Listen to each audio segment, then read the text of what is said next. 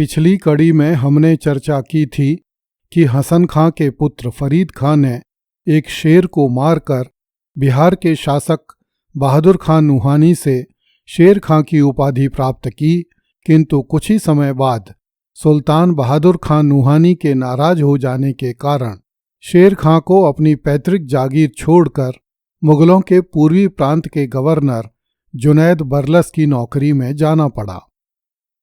जुनैद बरलस शेर खां को अपने भाई निजामुद्दीन अली मोहम्मद खलीफा के पास आगरा ले गया, जो बाबर का प्रधानमंत्री था। खलीफा ने शेर खां को मुगल सेना में रख लिया। शेर खां 15 महीने तक खलीफा की सेवा में रहा। इस दौरान शेर खां ने मुगलों के सैनिक संगठन, उनकी रण पद्धति तथा उनकी शासन व्यवस्था का अच्छा ज्ञान प्राप्त कर लिया। कुछ समय बाद शेर खां फिर से अपनी जागीर में चला आया, परंतु इस बार भी वह अधिक दिनों तक अपनी जागीर सहसराम में नहीं रह सका।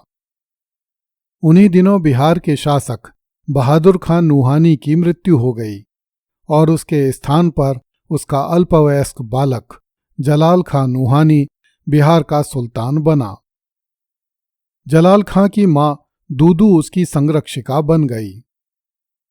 शेर खां जलाल खां का शिक्षक रह चुका था, इसलिए जलाल खां की मां दूदू ने शेर खां को बुला भेजा और इस बार उसे सुल्तान का नायब बना दिया। इस पद पर रहते हुए शेर खां को अपने राजनीतिक भविष्य को नई ऊंचाइयां देने के अवसर सहज ही प्राप्त हो गए।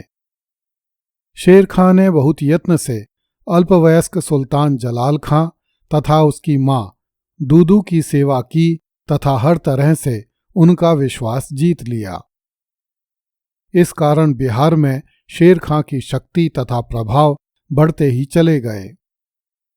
कुछ ही समय में शेर खां बिहार सल्तनत का सर्वे सर्वा बन गया। इससे नुहानी अफगानों में बड़ी ईर्ष्या पैदा हो गई और वे शेर खां के विरुद्ध षड्यंत्र रचने लगे।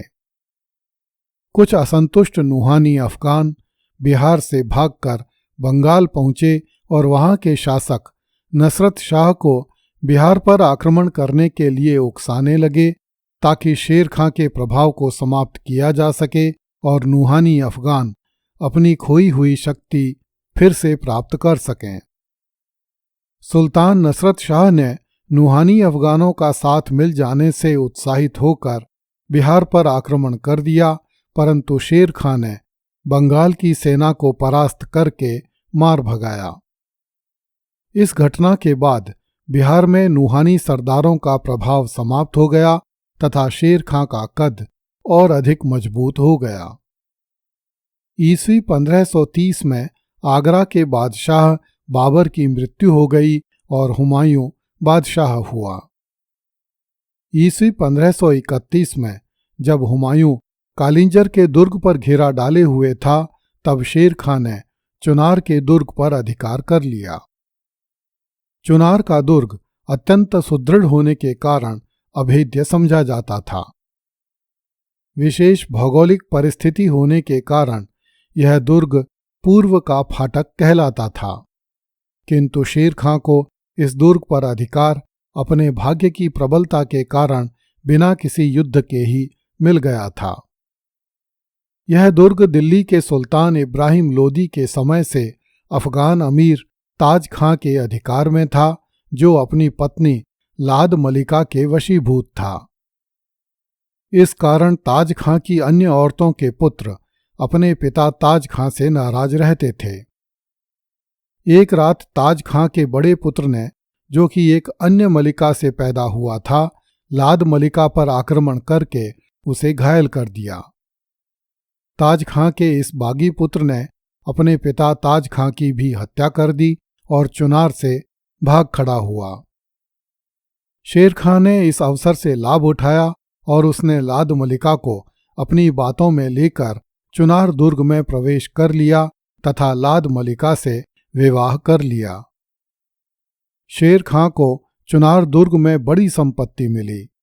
इससे शेर खां की शक्ति में बड़ी वृद्धि हो गई और इस संपत्ति के बल पर शेर खां तेजी से अपनी सेना में सैनिकों की भर्ती करने लगा। जब हुमायूं को शेर खां की गतिविधियों की जानकारी हुई तो हुमायूं ने चुनार के दुर्ग पर अधिकार करने के लिए हिंदू बेग नामक सेनापति को चुनार भेजा। हिंदू बेग ने शेर खां से कहा कि वह यह दुर्ग मुगलों को सौंप दे, किंतु शेर खां ने हिंदू बेग को चुनार का दुर्ग देने से मना कर दिया। इस पर हुमायूं स्वयं भी सेना लेकर चुनार पहुंच गया। हुमायूं की सेना 4 महीने तक चुनार दुर्ग पर घेरा डाले रही, किंतु दुर्ग पर अधिकार नहीं कर सकी। अंत में दोनों पक्ष समझौता करने को तैयार हो गए। शेर खां ने हुमायूं से प्रार्थना की कि वह चुनार का दुर्ग शेर खां के अधिकार में छोड़ दे। इसके बदले में शेर खां ने अपने तीसरे पुत्र कुतुब खां को एक सेना के साथ हुमायूं की सेवा में भेजना स्वीकार कर लिया। हुमायूं ने शेर खां की प्रार्थना स्वीकार कर ली और वह गुजरात के सुल्तान बहादुर शाह के विरुद्ध अभियान पर चला गया। इस समझौते से हुमायूं की प्रतिष्ठा को धक्का लगा तथा शेर खां को अपनी योजनाएं पूर्ण करने का अवसर मिल गया। चुनार का दुर्ग हाथ आ जाने से शेर खां की शक्ति में अभूतपूर्व वृद्धि हो गई। ईस्वी 1532 में बंगाल के शासक नसरत शाह की मृत्यु हो गई और उसका पुत्र महमूद खां बंगाल का सुल्तान हुआ। ईस्वी 1534 में महमूद खां ने भी बिहार पर आक्रमण किया, परंतु शेर खां ने उसे सूरजगढ़ के युद्ध में बुरी तरह परास्त किया। सूरजगढ़ का युद्ध मध्यकालीन इतिहास के निर्णयात्मक युद्धों में से एक है। इस युद्ध में शेर खां को विपुल युद्ध सामग्री भी प्राप्त हुई तथा उसने बंगाल के सुल्तान के साथ साथ बिहार के नुहानी अफगानों की बची खुची शक्ति को भी कुचल दिया।